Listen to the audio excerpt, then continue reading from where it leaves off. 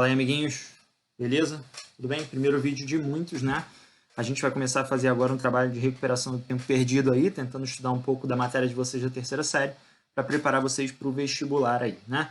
A gente não teria como refazer o ano letivo de vocês seguindo os capítulos tradicionais, então o que a gente decidiu fazer aqui dentro do Departamento de História é escolher alguns eixos temáticos para trabalhar conteúdos que deem conta aí, né, de um panorama geral do século XX, que é o conteúdo da terceira série aí para vocês, né? O primeiro dos eixos temáticos que a gente escolheu trabalhar é o eixo de democracia e cidadania. E eu vou trabalhar nessa primeira aula, né, um conceito de democracia e cidadania associado à história do Brasil republicano, né? Então o que eu vou pegar aqui é uma análise da participação política e da responsabilidade social do Estado através do amadurecimento da Constituição no Brasil entre 1891, quando a gente teve a nossa primeira Constituição, até 1988, quando a gente teve a Constituição de 88, que é a que a gente tem e usa até hoje, beleza? Então eu só queria pedir para vocês um negócio. O vídeo está um pouquinho longo, porque eu falo de bastante coisa, né? Então eu queria sugerir a vocês que vocês fizessem dividido o vídeo aí, né? Eu vou botar um textinho aí, uma legenda, mostrando para vocês em que parte do vídeo eu falo de 1891, em que parte eu falo de 1934, em que parte eu falo do Estado Novo, em que parte eu falo da Constituição de 46, né? E aí vocês podem ver esses videozinhos aos poucos, né? Eu acredito que foi esse tempo todo aí de vídeo que eu gravei vai ser mais complicado, tá bom? Então, bom, vamos parar de enrolar. Vai lá, começa a assistir essa parada aí, pega teu caderno, senta na mesa aí, vamos embora. Bom, a primeira Constituição que a gente vai falar aí é a Constituição de 1891, a primeira Constituição republicana. E para isso, a gente vai trabalhar essa questão da transição da monarquia para a república e que interesses estavam envolvidos dentro desse processo de proclamação aí que levaram à construção dessa Carta Constitucional, né? A frase que eu escolhi para lidar com esse momento é a frase de um legislador brasileiro chamado Saldanha Marinho. E ele diz o seguinte, ó: não tenho receio do voto do povo, tenho receio da participação do corruptor.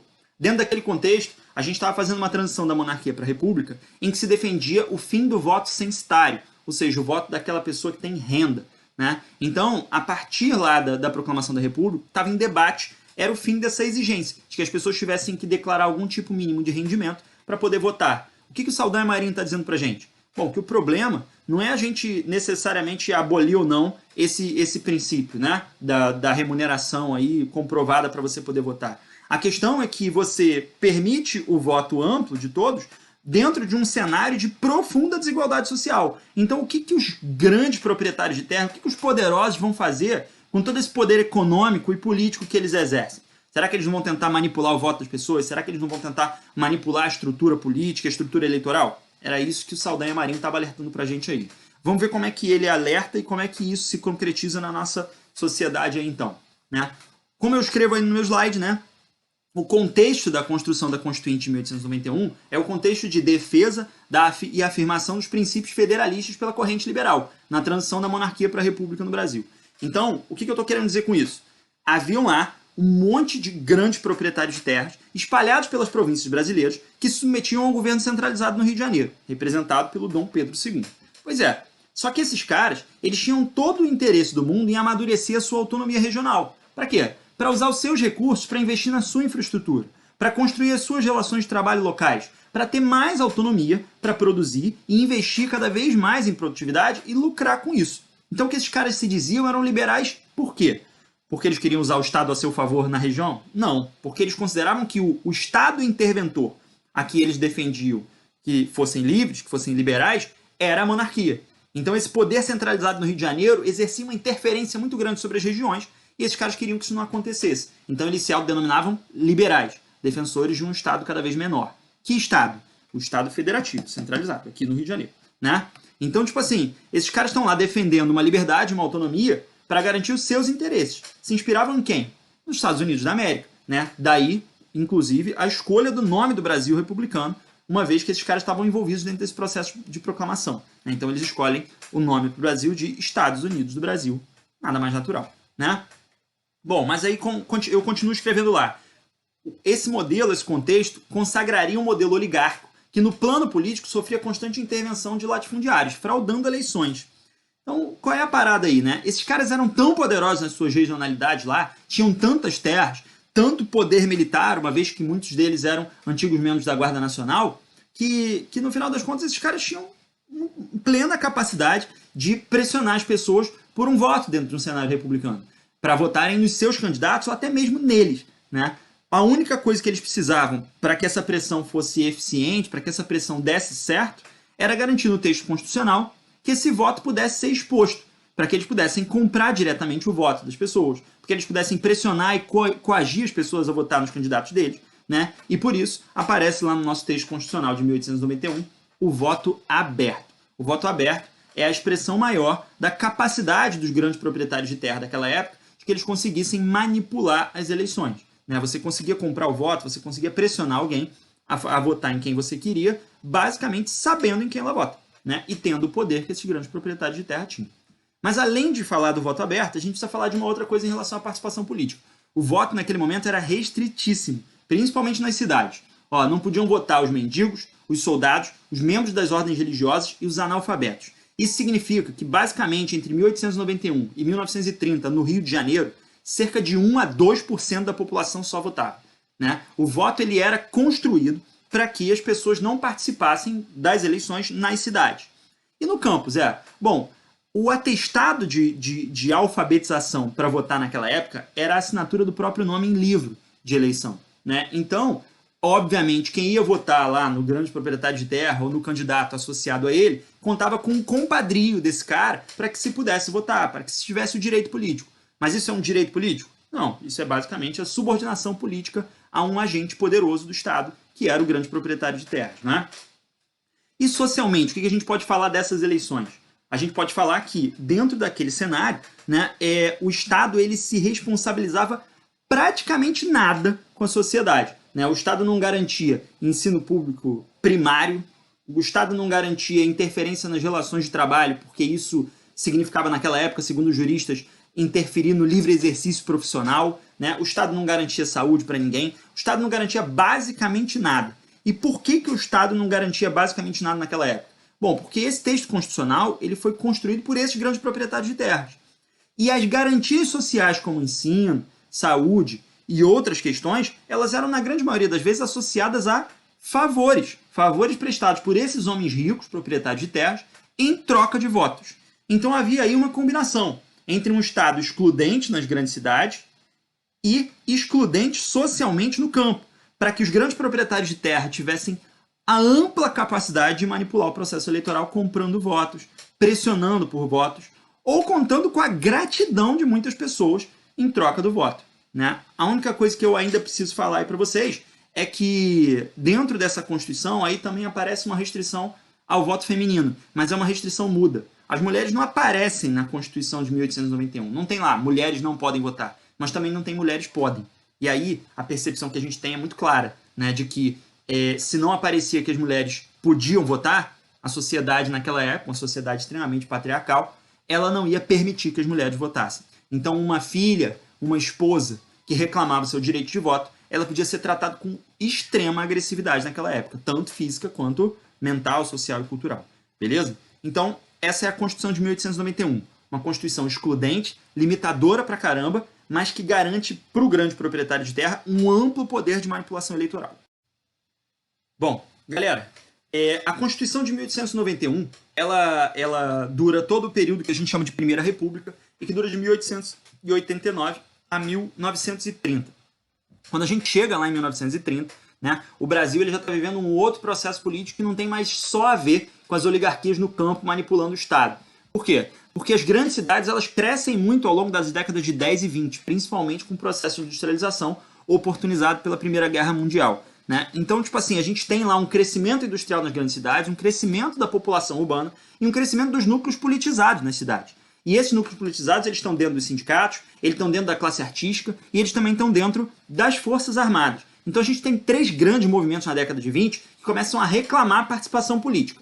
Os artistas, e que tem lá um referencial com a Semana de Arte Moderna de 1922. A gente tem os sindicatos, né, que se articulam e tem na fundação do PCB, do Partido Comunista Brasileiro, em 22, um expoente. E a gente tem também o movimento tenentista, de jovens oficiais do Exército, em sua grande maioria viventes nas cidades, e que começam a reclamar a participação política e mais lisura no processo eleitoral brasileiro e mais garantias sociais também. Qual é o problema disso? Bom, o problema disso é nenhum. Não tem nenhum problema em você ter aglomerações políticas, ali, núcleos políticos nas grandes cidades, reclamando direitos, reclamando reformas no Estado. Só que o problema é que essa galera ainda era minoritária, porque os núcleos urbanos consolidados, muitos se concentravam no Rio de Janeiro e em São Paulo. E o Brasil era um país muito grande, muito amplo, né? Então, essas reclamações eram reclamações muito pontuais. O que esses grupos começam a conceber? Eles começam a conceber que eles têm que assumir um protagonismo na reformulação político-social do Estado brasileiro e que para isso era preciso tomar o poder de assalto, uma vez que seria muito difícil atingir, né, o trabalhador rural, atingir o cidadão dependente do grande proprietário de terra, do oligarca, submisso àquela estrutura oligárquica de governo, né? Então, o que esses caras aí, o que esses grupos urbanos começam a reclamar é uma articulação de uma revolução, de um golpe, de uma tomada do poder que garantisse a transformação do Estado brasileiro. E é por isso que eu escolho essa frase aí do historiador Lemos Brito, quando ele diz o seguinte, ó: o Brasil precisa de um Estado forte, e esse só os moços que o sentem necessário poderão criar. Então, fica essa sensação naquele momento de que o Estado brasileiro precisava ser renovado a partir de um movimento, de um núcleo de pessoas esclarecidas e que podiam transformar, de fato, democraticamente o Brasil, né? Isso acontece com a Revolução de 30, em 1930, né? E que tem lá o protagonismo dos trabalhadores, mas principalmente dos tenentes, né? Que participaram militarmente do golpe, né? E que levam ao poder e à presidência da República um cara chamado Getúlio Vargas. E aí a gente entra numa nova fase, numa nova etapa do republicanismo brasileiro, que é a chamada Era Vargas, entre 1930 e 1945. Né? O contexto eu já expliquei para vocês, né? Havia lá a transição de um modelo oligárquico rural para crescente participação organizada de grupos sociais urbanos, mas vamos falar um pouquinho aí sobre as transformações que essa Constituição de 34, dentro da Era Vargas, trouxe para a gente. As primeiras reformulações são no Código Eleitoral. Você tem aí o estabelecimento do voto secreto, incluindo dessa vez as mulheres, né, desde que exercessem trabalho remunerado. Então, o voto ele não era para todas as mulheres, só para que elas consigam comprovar o exercício do trabalho remunerado. Né? Vale lembrar, galera, que nesse momento aí, o voto brasileiro ainda era facultativo. Ele não era obrigatório, não. Ele só vai se tornar obrigatório a partir das eleições de 1946. Tá? E aí, enfim, a gente está em 34, as mulheres possam votar, isso é um marco, né, importante para a sociedade brasileira, mas mantém-se a exclusão dos analfabetos. Né? E isso ainda era muito, representava quase que 80% da sociedade brasileira naquele momento. A participação política nas grandes cidades ainda vai continuar sendo muito baixa até 1945. Estima-se que a população do Rio de Janeiro nas eleições de 1945 ela tenha votado, só 13% dessa população tenha votado de fato. Né? Então a participação política era muito baixa, muito em razão do fato de que os analfabetos não podiam votar. Essa Constituição, além de reformular o Código Eleitoral, ela também garante uma hipertrofia maior para o governo federal para mediar as questões eleitorais. Até então, pela Constituição de 1891, as eleições eram controladas pelos governos estaduais, e isso favorecia muito o controle das oligarquias regionais sobre o resultado dessas eleições. Né?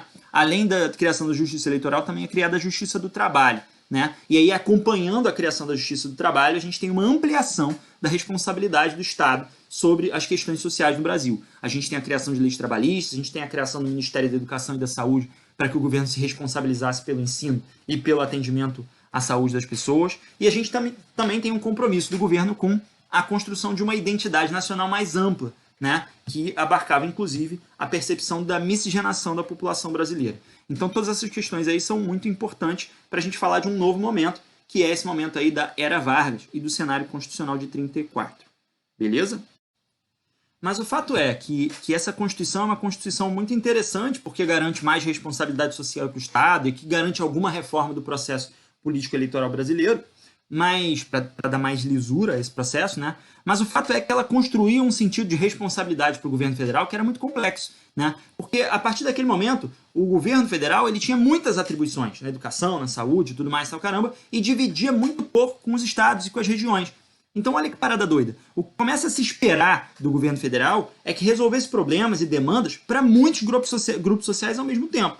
Desde os empresários até os trabalhadores, desde as classes médias até os oligarcas no campo, desde os trabalhadores rurais até os trabalhadores urbanos. Então, tipo assim, havia muita coisa para dar conta naquele momento. Né? E o que se percebe é que naquele momento a opinião de que o Estado era incapaz de atender a essas demandas era muito clara. Né? E nesse sentido, um Estado que não conseguia atender a todas as demandas das quais se responsabilizava começava a ser alvo de discursos mais polarizados, mais radicais, críticos a ele mesmo. né? E aí é dentro dessa perspectiva que surgem os grupos que absorviam as perspectivas nazifascistas europeias, né, e que vão ser cristalizados na ação integralista brasileira, e os grupos que absorviam perspectivas do socialismo soviético na Europa, né, e que aqui se concentravam em torno de um movimento chamado de Aliança Nacional Libertadora. Né? Essa polarização política leva a um acirramento da disputa entre os ora fascistas, ora socialistas soviéticos, né? E o Vargas, o presidente da época, ele se apropria dessa polarização para defender uma segurança política com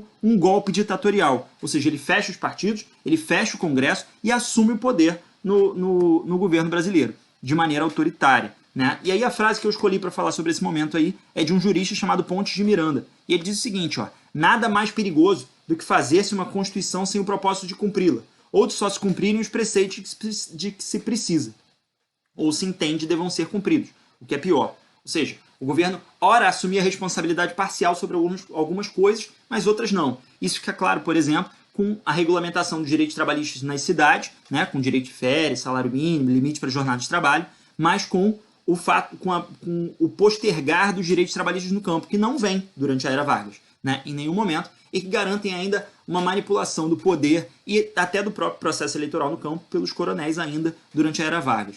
Então eu escrevo aqui sobre o golpe de 37 o seguinte, ó, a mobilização autoritária do governo Vargas daria origem ao Estado Novo, que é esse governo que se estabelece de maneira autoritária em 1937. Momento em que os direitos políticos foram suprimidos, o fechamento do Congresso, dos partidos, censura à imprensa e controle dos sindicatos. Então Vargas era um grande ditador aí.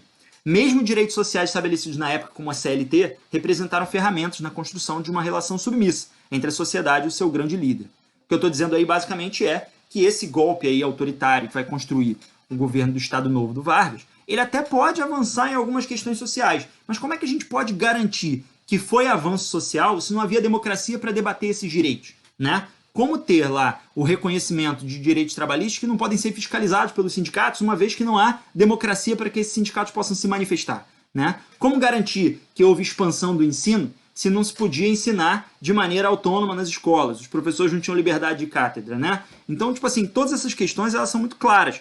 Pode até haver pontualmente algum avanço social ou outro no governo do Estado Novo do Vargas, mas como não havia um cenário democrático, não dá para a gente chamar isso necessariamente de responsabilidade social. Isso, na verdade, é a construção de uma relação de dependência entre a população e o regime autoritário. Beleza? Bom, o governo Vargas, principalmente o Estado Novo, ele dura de 1937 a 45. Na verdade, pela Constituição Autoritária de 1937, o governo ele teria um mandato presidencial de 6 anos, ou seja, o Vargas deveria ter convocado eleições em 43. Mas o próprio texto constitucional dizia que essas eleições elas só poderiam ser convocadas mediante a convocação de um plebiscito, para definir se essa eleição aconteceria ou não. Né? O fato é que o Brasil vivia e participava da Segunda Guerra Mundial em 1943, e o governo Vargas usa isso como argumento para postergar o processo eleitoral. Até que em 1945, o ano em que a guerra acaba, os militares brasileiros que voltam da Segunda Guerra Mundial questionam a manutenção de um governo autoritário no Brasil, enquanto esse mesmo país se envolvia no combate ao nazifascismo europeu. Então é assim que lá em 1945, os militares depõem Vargas, pressionam ele a convocar um processo eleitoral. E ele convoca, né? O governo federal convoca um processo eleitoral para que se organizasse uma nova Assembleia Constituinte. E essa Assembleia Constituinte, por sua vez, ia fazer a nova Carta Constitucional do novo período democrático. Né? A gente chama esse período de redemocratização de 1946.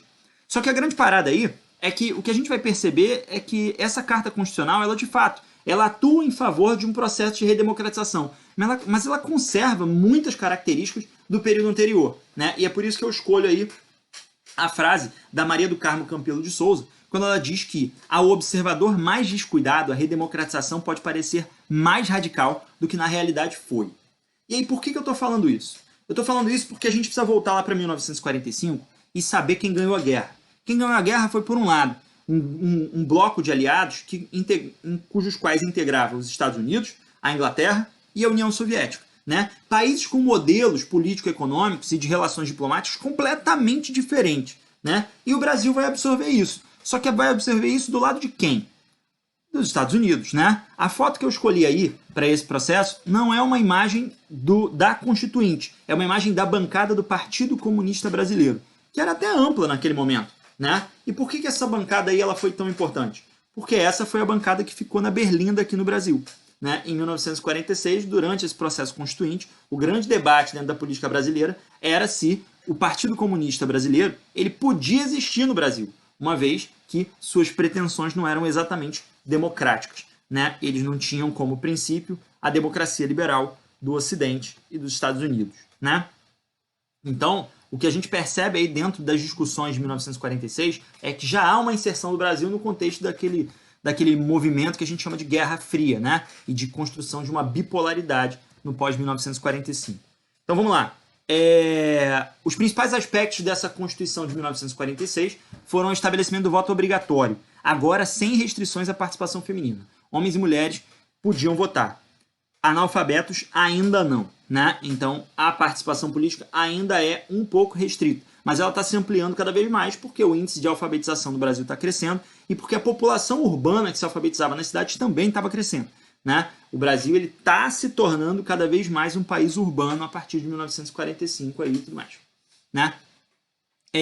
Eu ainda digo o seguinte sobre essa Constituinte, né, que as decisões políticas e econômicas do Executivo estavam sujeitas à aprovação da Câmara Federal, ou seja, né, o que se tenta construir é um sentido inverso daquela hipertrofia do poder executivo lá da era Vargas, né? Isso ainda não vai se construir e se cristalizar. Por quê? Porque o governo federal ele ainda tinha muito poder sobre o orçamento.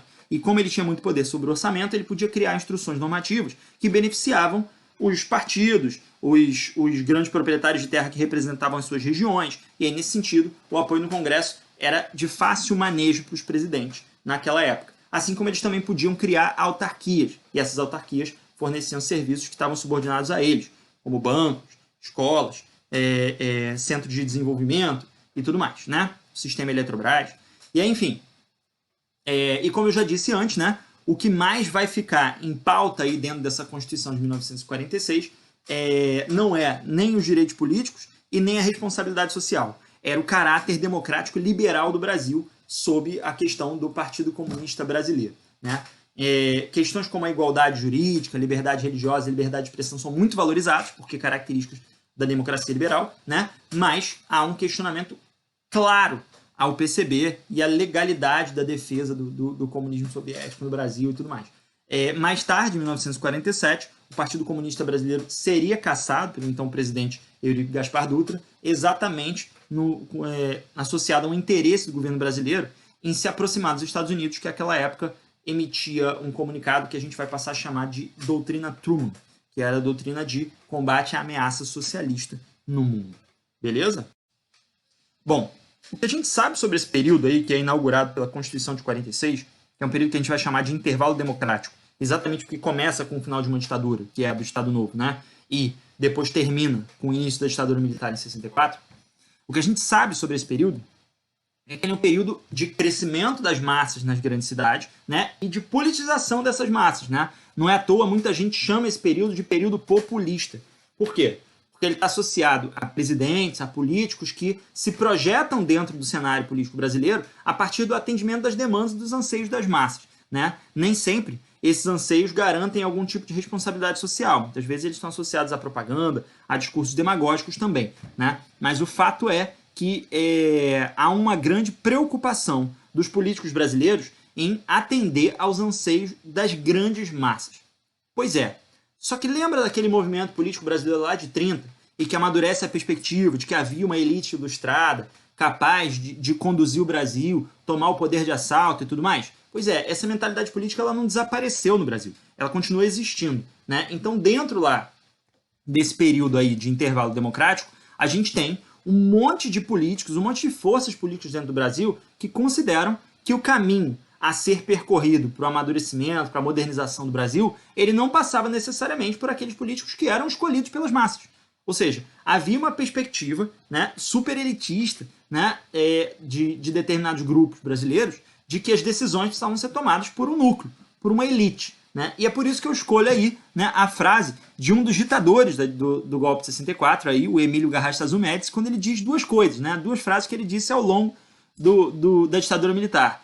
O primeiro deles é: o Brasil vai bem, mas o povo vai mal. Né? Então, para ele, o que era importante era que numericamente o Brasil estivesse crescendo, era que do ponto de vista da propaganda o Brasil fosse um país sadio e saudável, né, em crescimento e tudo mais, mas que para ele pouco importava, né, a saúde do povo.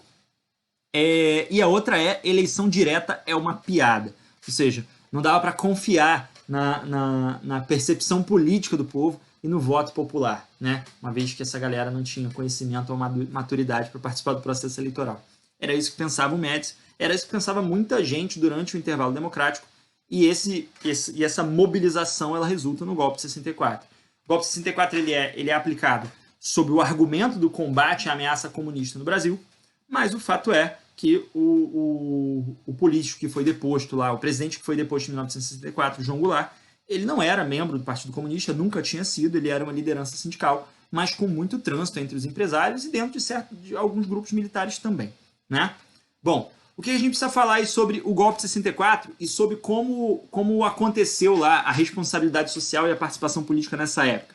Bom, a primeira coisa que a gente precisa falar é que, da mesma maneira que no Estado Novo, o golpe de 64 ele garante o estabelecimento de um governo autoritário. Então, todo e qualquer avanço na responsabilidade social assumida por esses governos não era plena, né? Por quê? Porque não contava com um contraditório.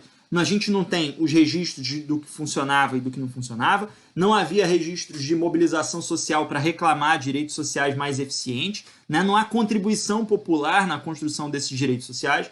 Então, nada do que é criado durante a ditadura militar pode ser considerado como responsabilidade social plena. Por quê? Porque não garante o contraditório, não garante a reclamação, não garante a exposição dos fatos, não garante a constante construção de um serviço melhor, né? Então, por exemplo, né, o INCRA, o Instituto Nacional de Colonização e Reforma Agrária, ele foi criado durante a ditadura militar. Mas isso não significa que as populações indígenas tenham tido participação, ou que os pequenos proprietários de terra, ou que as populações que não tinham acesso à terra vão participar do INCRA para garantir reforma agrária, a construção de reservas indígenas. Tanto é que isso não aconteceu durante o regime militar, certo? Para além disso, o que a gente precisa falar juridicamente sobre esse regime militar aí é que os militares, quando assumem o poder em 1964, eles passam a construir um ordenamento jurídico que eles vão dar o nome de atos institucionais. Então, a Constituição de 46 ela não é abruptamente abandonada. Ela vai sendo complementada por atos que davam muitos poderes aos militares brasileiros. O primeiro deles, por exemplo, o ato institucional número 1, garantia ao presidente da República, que passava a ser um general, o poder de caçar mandatos. Então, ele podia caçar mandatos. Mais tarde, o ato institucional número 5, ele garantiu ao presidente da República o poder de fechar o Congresso. E aí o presidente foi lá e fechou o Congresso, né? Mas outras coisas também podiam acontecer, como, por exemplo, um ato institucional deliberar pelo fim de todos os partidos e pela criação de 2 só, né? Que no final das contas foram o Arena e o MDB. Então, tipo assim, o que os atos institucionais permitiam ao presidente da República era a remodelação do sistema político e institucional brasileiro, né? E foi isso que acabou acontecendo. A gente teve aí durante a ditadura militar a construção de um governo autoritário, onde as pessoas continuavam votando para o Congresso, votando para as assembleias legislativas, tinham uma falsa sensação de participação democrática, mas no final das contas não tinham essa participação, uma vez que o presidente da República, que era um general, tinha o poder de caçar os mandatos, tinha o poder de limitar as candidaturas e, portanto, tinha o poder de controlar esse processo político eleitoral que só era aparente para o grande público, né? Bom, por uma série de motivos, nacionais e internacionais, o final da década de 70 foi muito duro para os governos militares, né? E esses passam a se comprometer com um processo de reabertura política. A gente ainda vai fazer algum tipo de vídeo aqui para tratar especificamente sobre esse momento, né? Sobre vários desses momentos que eu estou trabalhando aqui hoje. Hoje o meu foco é trabalhar com responsabilidade social do Estado e participação política, né? E o fato é que lá no final da década de 70, o que a gente tem é um desgaste do regime militar e um compromisso desses com um processo de reabertura política. Mesmo que naquela época a expressão que tenha sido usada era o processo de reabertura política lenta, segura e gradual, né? O fato é que esse processo de reabertura lenta, de reabertura política lenta, segura e gradual, ela garantiu o surgimento de muitos movimentos sociais importantes na construção política brasileira, né? Por exemplo, em 1978 surge o Movimento Negro Unificado, pautando aí questões sobre o discurso o combate ao racismo no Brasil, né? Lá nos anos 80 surge o Conselho Nacional de Defesa dos Direitos da Mulher, né? Também para discutir a questão da mulher dentro da sociedade, né? O MST surge lá em 1980, fundado para discutir a questão da reforma agrária, a questão da distribuição de terra no Brasil e também para pautar a questão das reservas indígenas, né? A CUT, a Central Única de Trabalhadores, surge também lá naquela época, em 1980, para discutir a questão dos direitos do trabalhador e tudo mais. Então, vários movimentos sociais surgem na passagem da década de 70 para a década de 80, reclamando mais cidadania, direito de expressão, e que eles não tinham espaço para reclamar, não tiveram durante o regime militar, né? Então a gente tem, dentro desses anos 80, uma verdadeira explosão de movimentos sociais com pautas diversas, mas com uma coisa em comum: todos comprometidos com o processo de redemocratização, né? E esse processo de redemocratização, vivenciado por todos esses movimentos sociais maneiríssimos, eles vão culminar na Constituinte de 1988, que é a Constituição atual que a gente tem hoje, né? Foi presidida por esse cara aí, ó, Ulisses Guimarães, que diz o seguinte, ó: a Constituição de 88 é um documento da liberdade, da dignidade, da democracia e da justiça social no Brasil. Então, é esse o documento que garante a estrutura política e social que a gente tem hoje, né? E está associada a várias características aí. Vou ler para vocês. A primeira delas, que é o voto para os analfabetos. Então, tipo assim, a expressão de participação política no Brasil a partir de 1988, ela praticamente triplica, né? É muita gente que passa a poder votar. E principalmente gente que não votava, diga-se de passagem, desde antes do golpe militar, né? O processo eleitoral brasileiro, ele amadurece muito e muito rápido, né? E isso gera algum ressentimento aí nas décadas de 90 e nos anos 2000 também. Muita gente questiona até hoje essa participação política dos analfabetos, questiona a legitimidade do voto de algumas determinadas regiões. Enfim, há muito debate ainda para ser feito, para ser amadurecido sobre a participação política no Brasil, certo? Bom, além disso, a Constituição ela se compromete com direitos universais à saúde, educação, moradia, habitação, alimentação, lazer, segurança e outros, né? Então é uma Constituição maneira também porque amplia a percepção do Estado em relação aos direitos sociais, né? E, diga-se de passagem, universais, o que é uma parada diferente do que se tinha até então, né? O governo brasileiro ele tinha uma responsabilidade sobre o atendimento de saúde pública, o atendimento à educação e tudo mais, mas ele não era universal, não era para todos, né? Na própria ditadura militar, por exemplo, né, o sistema público de saúde era chamado de INPS, né? E o que significa isso? Significa que naquela época, né, o sistema de saúde ele atendia aqueles que tinham registro de trabalho formal, né? Quem não tinha registro de trabalho formal não tinha descontado lá na sua carteira os impostos necessários para sustentar o sistema de saúde, então não podia ser atendido também, né? É uma parada bem complicada aí, né? Você dizer basicamente que a pessoa pobre, a pessoa informal, a pessoa desempregada, ela não pode participar dos direitos sociais do Estado, né? Mas além disso, você tem outras questões maneiras aí, né? A gente já falou sobre direitos políticos, a gente já falou sobre direitos sociais garantidos pela Constituição. Mas essa é uma Constituição importante também para os direitos civis, das crianças, por exemplo, né? Porque essa é uma Constituição que supera a percepção de pátria e poder e que garante espaço aí para a criação do Estatuto da Criança e do Adolescente, que existe e que regula as relações até hoje das crianças, dos adultos, dos direitos e tudo mais, né? Além disso, tem uma parada muito maneira da Constituição de 88 também, que é o estabelecimento do crime de racismo inafiançável, a defesa de reservas indígenas e quilombolas e o compromisso com a reforma agrária. O que tratam aí de uma questão importante, que é a percepção de que a propriedade privada ela serve à estrutura social brasileira e não só à produtividade, ao lucro e tudo mais, né? Então é uma Constituição bem plena e bem completa. Por quê? Porque ela garante a ampliação de direitos políticos, civis, sociais e é por isso que ela é chamada de Constituição Cidadã até hoje, né? Bom, é isso, galera. Eu espero que vocês tenham conseguido chegar até aqui, né? Se conseguiram chegar, vocês devem estar cansados pra caramba. Então vai lá tomar um café, dar uma descansada, porque semana que vem tem mais, né? E eu queria ter feito nessa semana um vídeo assim, com uma linha do tempo, que é exatamente para a gente ter a dimensão de todo um universo de história do Brasil que a gente pode trabalhar aí ao longo do século XX. Nos próximos eixos temáticos eu vou ser mais específico, a trabalhar com questões mais localizadas. E na semana que vem tem atividade para vocês aí sobre esse contexto, sobre esse conteúdo que eu trabalhei no vídeo de hoje, beleza? Então, uma boa semana aí para vocês, bons estudos, bom descanso, bom tudo. Eu espero que a gente esteja junto aí em breve, tá? Um abraço.